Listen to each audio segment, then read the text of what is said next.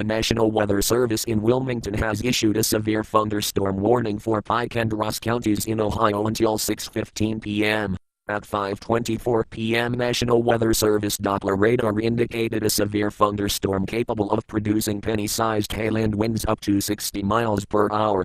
This storm was located near Cynthiana, moving east at 20 miles per hour. Locations in the path of this storm include Bainbridge, Pike Lake, Waverly, Northfolk Village, Chillicothe. In addition, Buchanan, Bourneville, Summitville, Knockhemst, Lake White, Masseyville, Pike County Airport, and Scioto Trail State Park are near the path of this dangerous thunderstorm.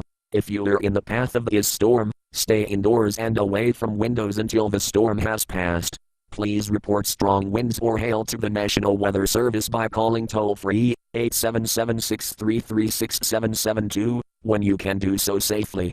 A severe thunderstorm watch remains in effect until 11 o'clock p.m. Tuesday evening for southeastern Indiana, northeastern Kentucky, and southwestern Ohio.